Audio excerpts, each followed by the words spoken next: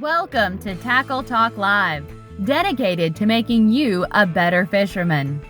Proudly brought to you by our sponsors: The Boat Shop, 3J's Fourway, Pride Rods, Keith's Toledo Bend Tackle, The Lakes Insurance Agency, One Stop Tackle, Lone Star Bass Trail, V&M Baits. Now on to your hosts, Ranger Daiwa Pro Staff Steve Graff and V&M Baits President Kevin Jean.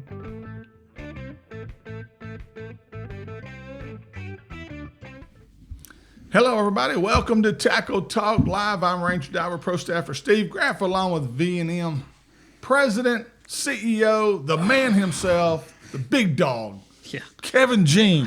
What's up, Kel? Oh, man, Steve, what a weekend of fishing for all of the local lakes. It is on fire. Is it right now? It's getting right. It's getting right. It is getting right, and things are fixing to really break loose on all the surrounding lakes. Some really good bags caught this weekend on Sam Rayburn and Toledo Bend. And, Steve, let me tell you, I went to Cane River yesterday. Yeah. And you talk about, if you want to go catch numbers and have fun, flipping, yeah, you can go to Cane River right now, get you a Delta Melon Flat Wild, and you can go down the reeds just flipping and catch all you want. That's a secret color. That's my favorite color. I gotta sell, come Steve. see you. I got some baits I gotta pick up. Delta Melon is one of my favorite colors. I'm telling you right now, it's a great neutral color. Everywhere I've gone, you can catch fish on that color. So, and V&M makes that color. So, hey, check it out, Delta Melon. It's a great bait, great color, especially in our waters here in Northwest Louisiana. But that being said, I'm telling you right now, all lakes are just setting up right now. This week, the air temperature is supposed to reach in the 70s, 80s by the end of the week. Warm nights. Now, next week, it drops back down a little bit, gets a little cooler again. But I'm telling you guys, this weekend, new moon, they're going to be pulling up. There's going to be some big fish pulling up by Saturday. It ought to be a great weekend. And, you know, Steve, one of the hardest things to do this time of year is to be consistent. Yes. With 20-plus pounds. You can catch it on one day, but when they're shallow like this, and especially on Sam Rayburn and Toledo Bend, where there is just 500 boats in every cove, very, very tough to be consistent. Well, the young man we're going to have on the show today, Blake Schroeder, he was this weekend. Yeah. He won. There was 2 BFLs on Sam Rayburn this weekend. He won day one, or on Saturday, he won with 26 pounds. Third place, I believe. Yes, third place on day 2, which was Sunday, with 23.5 pounds. Yeah. So, I mean, to be able to do that this time of year, you've got something figured out. Well, there's not many times during the year, because so many guys have gone deep, and the deep bite seems to be winning a lot of tournaments. This is the time of year when them shallow water guys, every once in a while, somebody going to pull in there and they're going to grab one of them 25-pound bags with bass on beds. But I will say this. I was at Toledo, let's see what day was that, last Thursday, and there were some fish on beds, especially at mid-lake. Patroon, a lot of fish have blown and gone, believe it or not. Beds are actually have already been. Yeah, but that second wave's coming. Oh, That first wave, just first wave. Right before this cold snap, we had a small first wave kind of come up, do their thing, or at least the bucks did. Right. Not really quite sure if the females did or not, but I know the bucks did. They come up and at least tried it, and they got cold and they ran back off. But this second wave on every lake, in my opinion, is just going to be just fish everywhere. Well, from now till May, there'll be 2 more waves that will come in. The last wave is probably the smallest wave, but this next one coming in could be a big one. And but there are some fish, like I said, they've done their thing already. The water temperature was in the low to mid 60s on Toledo Bend where I was at, and And again, we're going to get to Toledo Bend here in just a little bit. They caught them pretty good on Toledo Bend, had another great tournament, Boss Tournament Trail.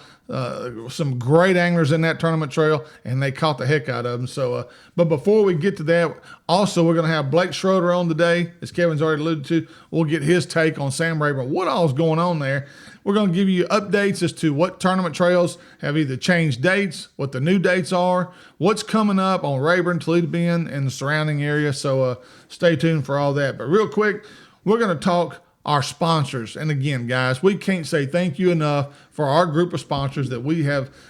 Kevin has reeled in. We're just doing a great job. We thank you for the inquiries you've sent our way to be a part of the program. Continue to do that. Those of you looking to do that, hey, we'd love to have you. Real quick, Lone Star Bass Trail.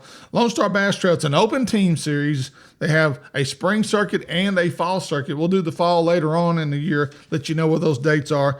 But they've already had one on January 24th. This weekend, they have another one on Toledo Bend. And then they have one, they've already had two, February 28th and the 24th of January. This weekend on Sam Rayburn. March the 14th. And then there'll be another one May 2nd. Then the championship is May 23rd. It's a $5,000 first place prize, 5 fish limit, $150 entry fee. Heck of a return on your dollar for that. So check it out. Again, open team series events, Lone Star Bass Trail. Make sure to like their Facebook page. That's one thing he was asking us to do, is make sure to push their Facebook page so you can get all of the announcements, scheduling changes, so on and so forth. Lone Star Bass Trail on Facebook. Make sure to check them out. And if you win Team of the Year, that's $2,000 in your pocket. Yes. So, hey, yes. Good luck to all those guys fishing that tournament trail. Our next new sponsor is One Stop Tackle, located at 7933 Farmingham Road in Humboldt, Texas. They carry everything you need for all the local lakes around the Houston area, plus Sam Rayburn and Toledo Bend. Make sure to like their Facebook page for updated store hours and new products coming in daily. That is One Stop Tackle. Also, while Kevin's getting Blake on the hotline for us, the boat shop, Raymond Kidd and his staff up there at the boat shop in Shreveport, they do a great job. If you've got any motor repairs, boat repairs, anything going on, especially Yamaha, he's a great Yamaha service technician, but they also service Mercury and anything else you could probably made under the sun. But they are a full support dealer. They're also a Garmin dealer as well. Best in electronics. They got the new Garmin trolling motor, which is really hot. And so stop by 2410 Sanford Avenue in Shreveport. Let the boat shop take care of all your boating needs. Or you can give them a call at 402-0399. That's 318. 402-0399. I'll go to ShreveportBoatShop.com to learn more. Hey, what we got, Kel? Mr. Blake Schroeder on the phone with us. Blake, you there? Yes, sir. How you doing, Blake? I'm doing good. Can't complain. How about y'all? We could complain, but ain't nobody going to listen. It's fun to do sometimes. But. Yeah. Blake, man, I want to jump into the weekend, and I was talking about it earlier before we got you on. It is very, very hard to be consistent this time of year with the fish moving shallow, with, like I said a while ago, 500 boats in every cove on Sam Rayburn, Toledo Bend. Very, very hard to be just, even close to what you were this past weekend. 26 pounds on Saturday, 23 and a half on Sunday. Man, just kind of dial us in here on how you're able to really key in on these fish that are moving shallow. And they are definitely shallow. It's been tough. This year has been it's been a struggle for me starting out. I feel like I'm always one step behind, and kind of had to scrap some of what I used to do back in the past, and kind of had to have a different mindset about it and look at it a different way. For me, I like to pattern fish, and it just has. I can't get a good pattern on them. I just found a few areas that they had pulled up, and they didn't leave when the cold front came through. I think some of them left, but just had a few key areas that I just kept rotating, especially on day one. Day two was a little different, but day one, man, just a couple areas, bouncing back and forth, and just kind of repetitive kind of stuff on it. Blake, I know Bass Champs coming up next weekend, and we're not going to give up too much info because you got two Bass Champs tournaments next weekend. So big tournament coming up for you. But I do want to ask. So you say Saturday you're just rotating areas. Is this something? Is this key areas, key spots, or key bait for that area in your mind? It wasn't really a key spot. I'm not making the same cast over and over and over. I'm definitely have the troll motor on 6 to 7 and rolling down the bank. But type of grass, Gotcha. There was a few places that had some milfoil in it, and I think those bigger ones were kind of hanging around some of that milfoil. So you are pretty shallow then. Yes, sir. Now, Blake, were you having to work your way in and out, like shallow, deep, or did they all pretty much come pulled up? Well, all these fish pretty much pulled up on you. See, on Friday in practice, the conditions were totally different. There was a lot of big fish caught on Friday, and I lost one in the area, and it kind of tipped me off to what was going on. I was some of the areas, where the milfoil met the hydrilla and stuff like that. I was catching fish and some gooder ones, but I had one good one dirt shallow. It kind of tipped me off. I was like, okay, these fish aren't spawning yet, but they're up here feeding, I think, and I was like, man, they might move out with the cold front and they might pull back. But some of them did, definitely. But I had a couple big ones stay up shallow for me. Kind of just it played out. I think they were up there feeding on some bigger shad and maybe some gizzard shad. I didn't see them. Saw a few crappie popping.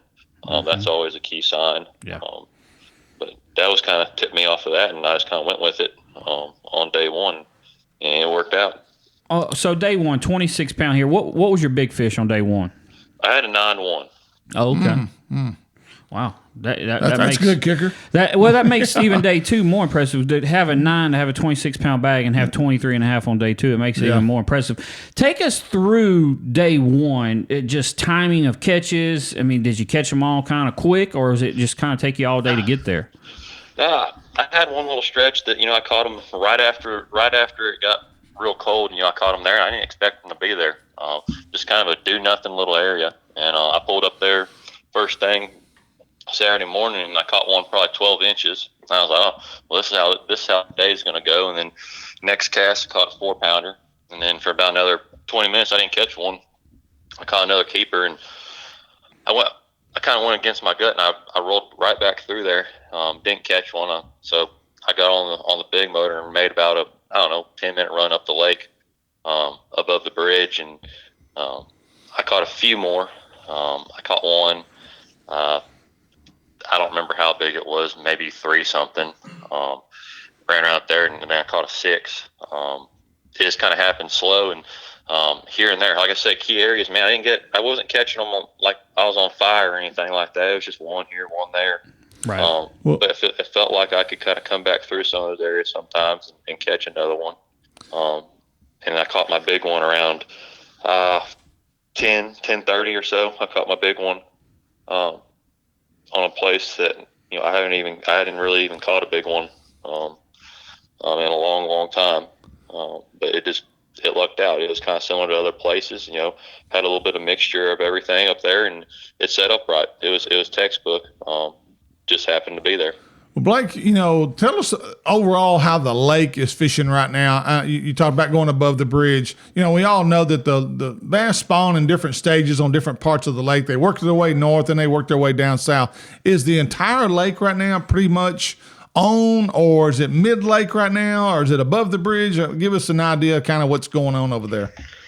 I'd say definitely above the bridge. It's no secret that there's some big ones coming out of the deer stand right now, and right. I had a few come out of there. That's typical for this time of the year. Right. I know a bunch of people are catching them up there, but one thing I noticed this week, you had a northeast wind and an east wind, so the wind, that cooler wind, wasn't hitting on that side of the lake, and the water warmed up a little bit more on that bank that was protected, and I think that had to do a little bit with it. Yeah. I definitely say up there is definitely hitting right now. There's definitely, it's this time of the year. The water's in the high 50s, low 60s. It's just typical for this time of the year. You can catch them all over the lake, but it's different this year. What seems to be more important to you, the vegetation or the water temperature, or the bait? Or the bait, yeah. When it comes to bait, throwing it, several different color, chatter baits. A shad one, is always good in the pre-spawn when they're trying to gorge before they spawn. Right. A red rattle trap, of course. I caught some on that. The baits, like I said, I like pattern fish. Don't go into detail. Look, we know you got bass champs next weekend, but we are just wanting to know it again. The area and the grass and the bait combination, is definitely key. But let's go into day two. Let's ask day two. So you catch that, and you kind of all throughout the day on day one. How do you approach day two? Do you run the same stuff? Did you run new stuff and find new areas? Kind of take us through day two now. Day two, I had the mindset. I was like, okay, I got to go back this up. Had a good day on the first day, but the second day or on Sunday, I was kind of sitting there at takeoff, and I was like, man, I gotta go try something new. I'm not gonna go start where I started the first day. I gotta try something different. Look at it a little bit different. Throwing everything I was throwing on Saturday was vibrating, and so I was like, I gotta change it up. I didn't really catch a lot of my bigger fish till catch 26 pounds, Steve. Now we gotta go change it up. I can tell you right now. So I was like, I looked at it as like, hey, I don't have anything to lose, so from 9:30 to 12 really is when I caught most of my fish on day one. So I said, let's go try something different. Yeah, you're fishing with house money. I mean, yeah. And I ended up catching, one around 7 and one, 3 3/4, pretty quick on Sunday, doing something different. I actually I told my co-angler, he caught a couple decent ones, early too. I said, man, let's go run around the lake and try this a couple other places, just kind of kill some time until, I felt like they could really bite pretty good. And, man, we caught a few here and there, but nothing special. And I went to one more place that I tried doing that, and he caught a 8-pounder, and then I caught a 3, and then I came back to that little area and caught a 4, doing something completely different than day one. And like I say, it's still a shallow deal. So you had 23 and a half on day 2, and your co had an 8. 18, yes sir. What would have been y'all's best 5 together in a team tournament? Probably close. If I take his big one, and I think he had a 3.5, and I had like a 2 3/4, you're probably looking at 28 to 29 probably. Now, what was he doing behind you, Blake? Was he dragging the Cinco, dragging the Carolina rig? What was going on with him? No, he was doing similar stuff, shad colored chatterbait and stuff like that. Nice. Like I said, when kind of figured something out a little different up shallow that people weren't doing. Mm-hmm.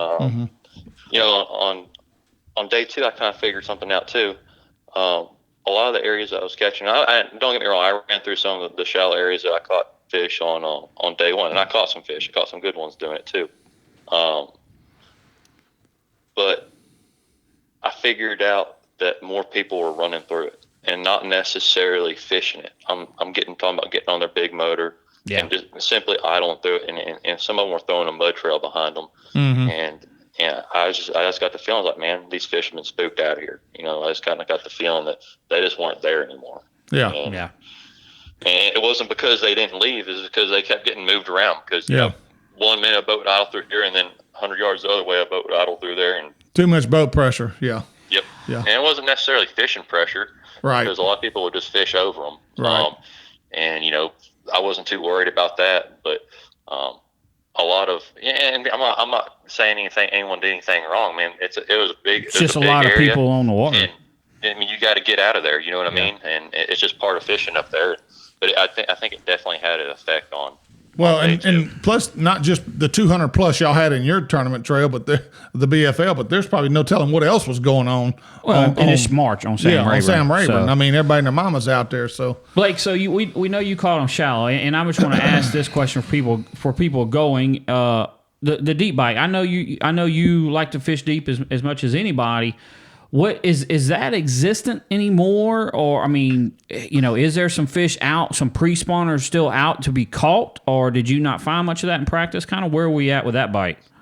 I had some areas that, I really thought I could catch them out there. But, I went and looked around at some of that stuff in practice, and it just didn't seem right to me. The bait wasn't there. The watercolor was kind of off. It just didn't seam right to me. Now, don't get me wrong; they're out there. Yeah, they're still and you're getting to the point now that you're going to have some coming back out. Right. You're getting to that where you're going to have pre and post kind of intersecting there. But the grass is so good on this lake right now. Yeah. I'm not sure that they're going to make a big run on right away. You might have some hang out. It just depends what those big gizzards do. A couple years that happened a couple years ago. It took them till mid-May to get back out. They had no reason to go out. They had all the food they wanted. Right. Up shallow with plenty of grass. Blake, next question. So obviously some big bags, some really good quality fish being caught on Sam Rayburn this weekend. Next weekend, Bass Champs. My first question is, what will it take to get a check in Bass Champs next weekend? Are we talking another one of those, you got to have 19 to get a check? I think so.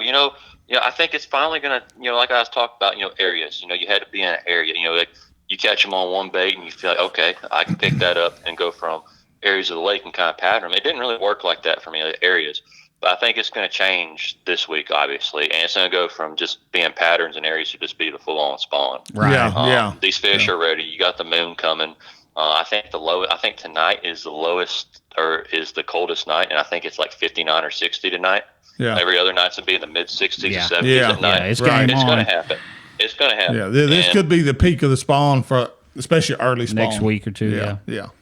Yeah, I really think this week's going to get good. You're going to get up there, and they're going to get going. But, actually, I think this time next week is going to be the best week of what people call the spawn. And I think that's a lot of people's spring break next week. So if they're spring break fishermen, next week's going to be the week to do it. I can tell you that right now. Yeah. Huh. All right, so you're kind of in agreement with me. It's going to take 18 to 19 to get a check this weekend. I think so.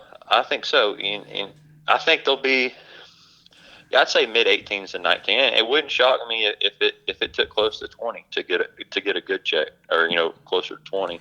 Okay, so to win. I was going to say, what's it going to take to win? It's hard to tell this time of year. It really is. They get spread out. If somebody can make the same cast every time and catch 30 or 35, I think it's possible. Yeah. But when they get spread out like this, it gets tough. But this is the time of year where the Cinco fishermen can catch 30. You know what I mean? Yeah. Right. I think it'll take 30 plus. Yeah. To win. You think 30 plus both days? Now that's just a whole different question. Yeah, I didn't think about it today. I keep going back to what you did this past weekend was very impressive. It's just it is hard to be consistent on that lake. Well, this time of year when there's so many boats, there's so much pressure. Now, I think one day you'll have to weigh over 30. It'll take over 30 one of the 2 days. Yeah, that's what I think. It will take over 30 one of the 2 days. Maybe now, 24. are you fishing with Easton? Yes, sir. Steve, now here's the funny story. So he finishes third yesterday. His team partner finished second. Oh. So to say these two young, very good fishermen are excited for next weekend would probably be an understatement. Well, and I'm going to ask you this question, Blake. If y'all are both fishing together a lot, we've asked Derek Mundy and Clay the same question. What do y'all do when you're on the same group of fish? You flip a coin? How does that work?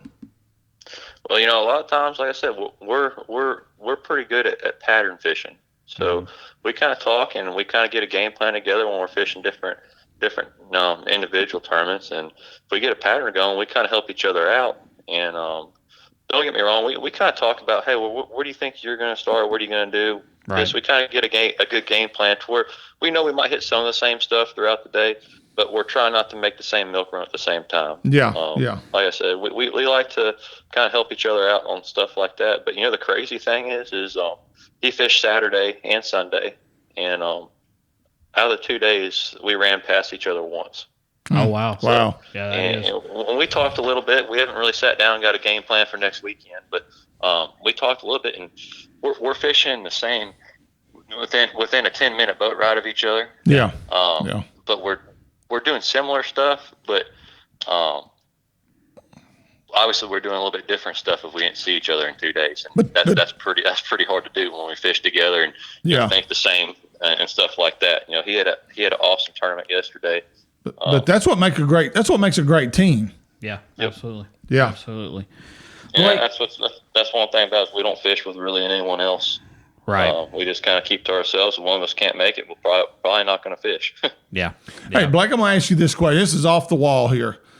What is it, in your opinion, about is it now the MLF brand, the BFL? I mean, you're averaging over, 220, 225 in this circuit right now. What is it about this circuit that is so appealing? Because, overall, sure, the winner, you got $7,000, but Is it the length, the amount of people they're paying back, you think, that draws for this circuit? What is the draw?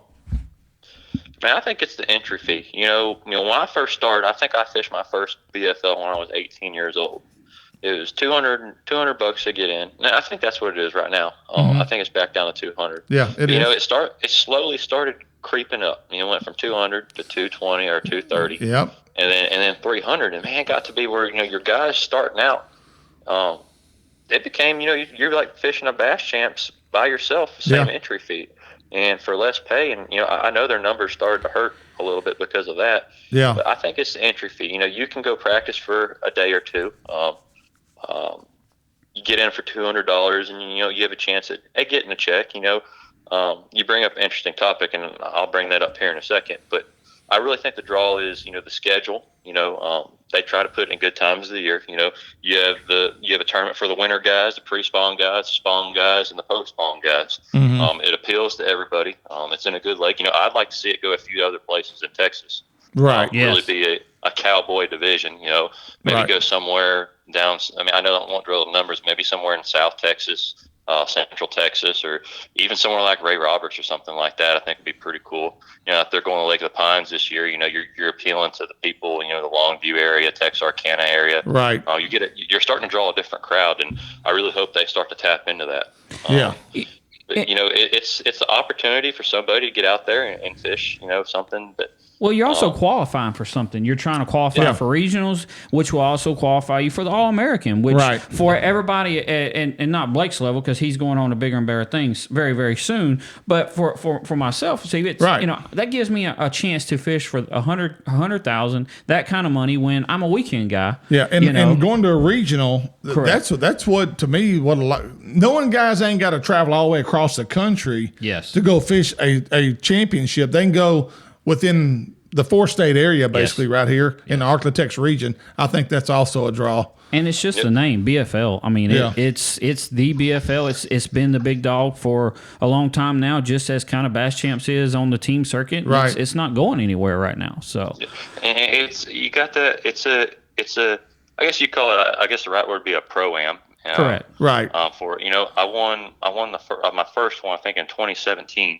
And I was still in college. That was a big deal. I mean, Saturday was a big deal for me. It's every chance you get to put a W on the wall. It's a big deal. It doesn't matter what it is. But it was a big deal for me. It was a big confidence booster. It kind of exposed me to the industry. After having success in the team stuff with Easton and I.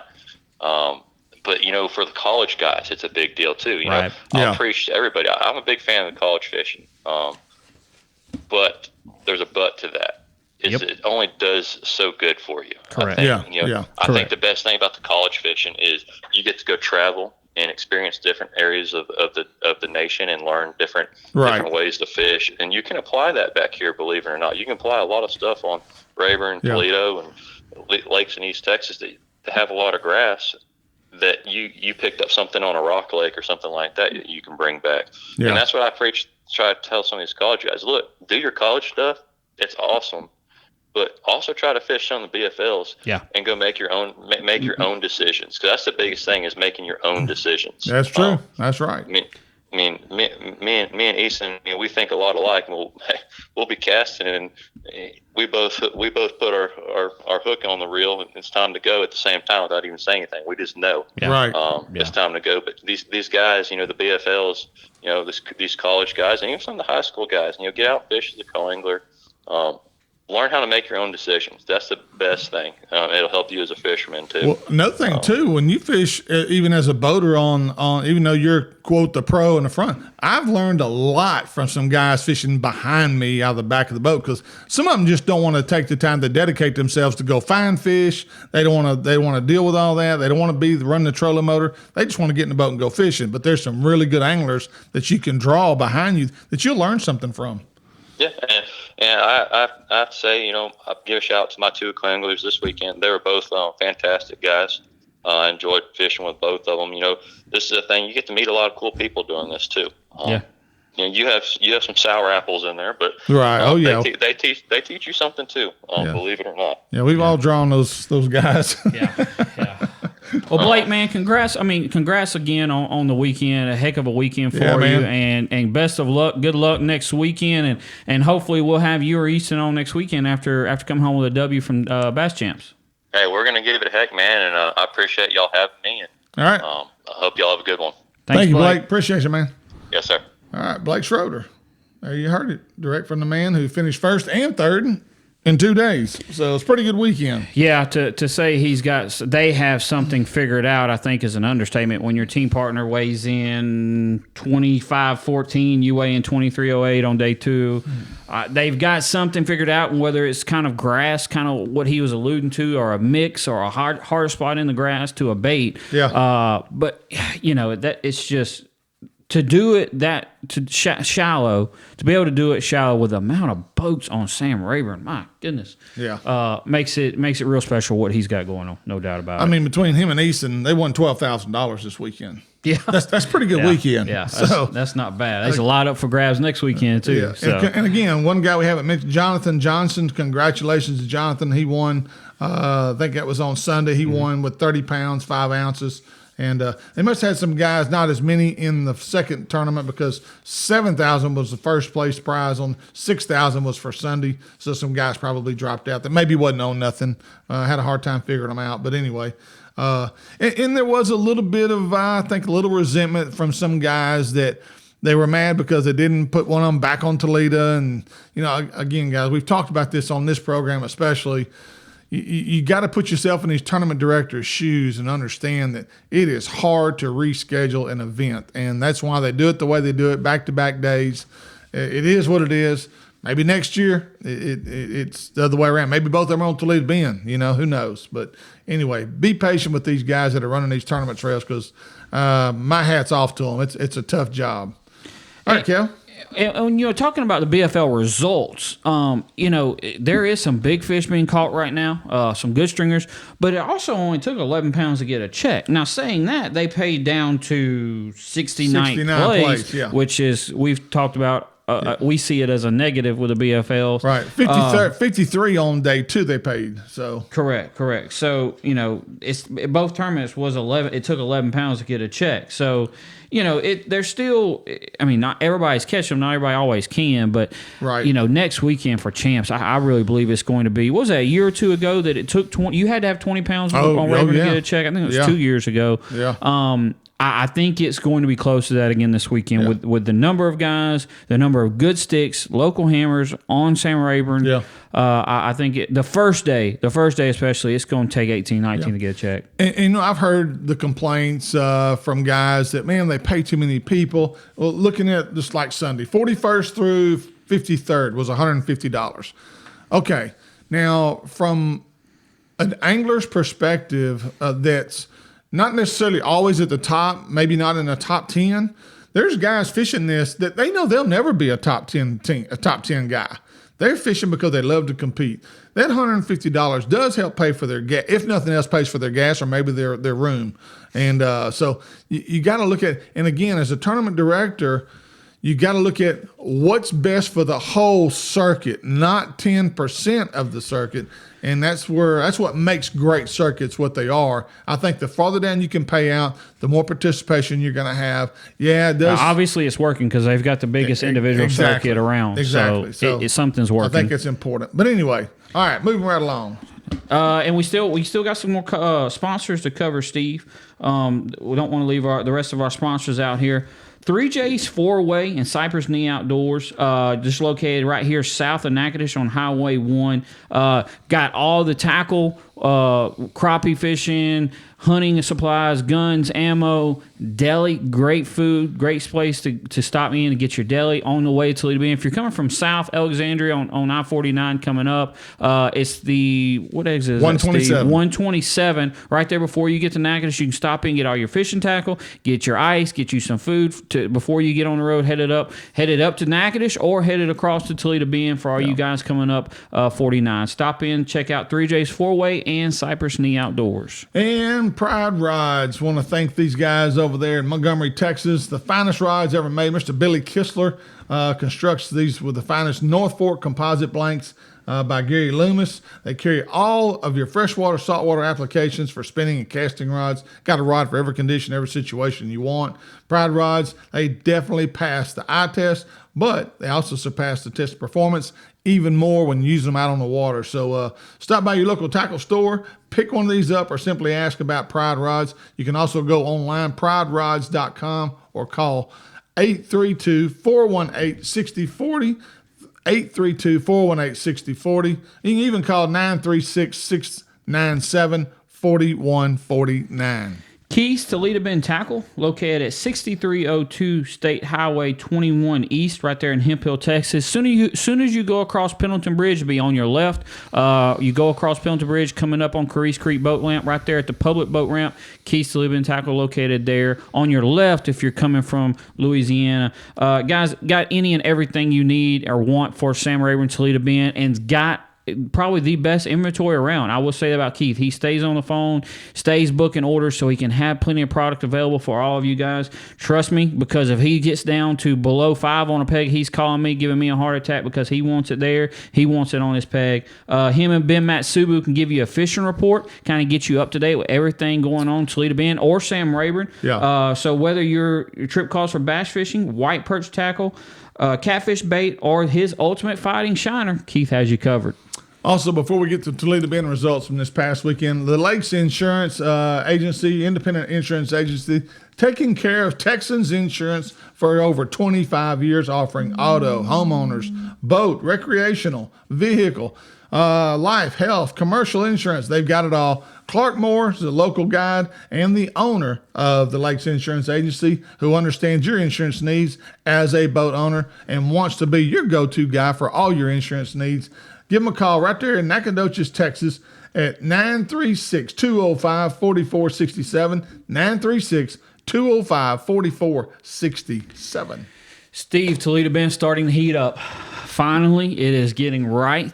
This past weekend had two fairly large tournaments that I know of on Toledo Bend, and the Oilmans, which we were not able to get up any results for. Yeah. But the Boss Outdoors tournament, good friend of ours, Mike Eccles, puts on, or is the tournament director of, had a very large turnout for Toledo Bend, and it took just a little bit over 24 pounds, I believe, to win, Steve. Yeah, Jim Franklin and Ricky Madole, they had 5 fish weighed 24-54, and didn't show any type of big fish for them. Jeremy Fair, Randy Fair, good old team partner from me, Randy Fair. They finished second. Him and his son had 24-15. Third place was Sam Huckabee. Good Sam. Sam's a guy me and Kevin fish against a lot with BFLs and ABAs, and Toby Johnson. They're a good team. Matter of fact, Toby won the Cross Lake first tournament for the Boss by himself. So they're leading AOY. So they would be leading AOY. They finished third with 23-47, and then Todd Jackson and Colby Hand finished fourth. They had a 1063 for a total weight of 2032, and that was the fourth place team. The fifth place team was Tommy Madden. Jamie Myers had 5 fish for 20.03. After that, it was 19 pounds on down. A lot of stringers between 14 and 17 pounds. So a great turnout. A lot of guys caught a lot of fish, a lot of 5 fish limits.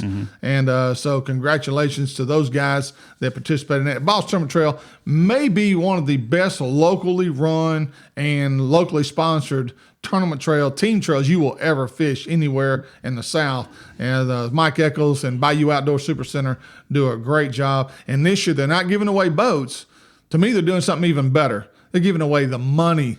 They're giving away a lot of cash, equivalent to maybe what the boats would have possibly been. I'm telling you right now, this is going to be it's always been a great circuit, and it continues to excel. And they continue to draw 95 to 110 teams every time they drop them in the water. So, again, Mike Eccles, you're doing a great job, and he always does anything. He does it right. So. See, there was another tournament. I think they had 90 boats or so. It was a St. Jude benefit tournament put on by a friend of mine, Philip Strahan, right here, West Natchitoches Parish. They just put it on this weekend. I can't believe that where they went out of. I want to say San Miguel, but it took 26 pounds to win that one. Josh Champagne, I forget who his partner was. Josh won that event along with his partner. A little over 26 pounds. They had some good weights as well in that tournament. So Toledo Bend's getting right. It is finally starting to Of course, every lake around is right now. The fish are making a hard push. But Toledo, there was a 10-pounder caught this weekend. Toledo is starting to make its push. And, Steve, I think there's not a lot of cover up there right now for these fish on Toledo Bend. And I think for the next month, it is going to just be a whack fest because the fish don't really they can't get up in the bushes. They don't have any grass to get down in. They've got to move up to spawn. And I think everybody's just going to really catch them. There's a little bit of milfoil up north of 1215 area. That 1215 a little bit north. It's sparse, but there is some stuff up there. What's the flower? It's under the water. Oh Lord. What's that flower called? Anyway, that primrose. The primrose is also, when you find the primrose, you better drop the anchors because there's usually fish in that area right now. So that's just a little hint.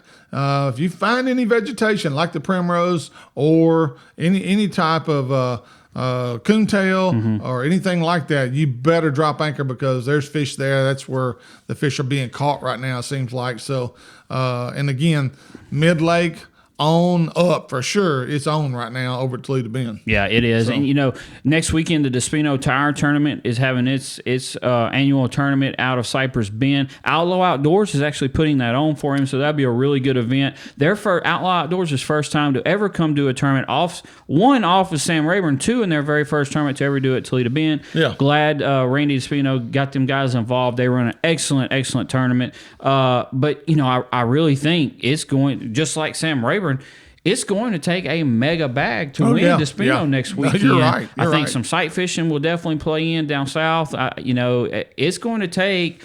I'm going to come out on a limb here and say 26 to 28. Oh, I would agree. To win Despino next weekend. And again, new moon's coming up this weekend. I think it starts Friday. Timing could not be better. I'm telling you right now, when that new moon, to me, I like the new moon a lot better than I do the full moon. I seem to do a lot better under new moon conditions. So there's going to be a wave pull in, especially with the highs Friday's like 80, 81. Yeah. So that water's going to be just right by this weekend, and then females are going to be pulling up. So could be a slugfest over at Toledo Bend. If you're able to get out and fish this weekend, plenty of tournament selections coming up to choose from. Lone Star Bass Trail, March 14th, Sam Rayburn. Bass Champs, March 14th, Sam Rayburn. Bass Champs, March 15th, Sam Rayburn. Yeah. The Despino Tire Tournament, March 14th, Toledo Bend. Plenty of stuff going on this weekend. A lot of other tournaments going on as well. The time is right. The fishing's right. All you got to do is pick up one of these entry forms and make sure you get entered. Any of the tournaments coming up this weekend going on. Bass Champs the 13th, not the 14th. There's two. They're back to back, 13th and 14th. Right, but you didn't say the 13th. Oh, my bad. Yeah, so, 13th as well on Sam Rayburn. Saturday the 13th, and the 14th is Sunday. Right. The 14th on Sunday is the Toledo Bend makeup. Exactly. They got canceled. Yeah. So. Yeah.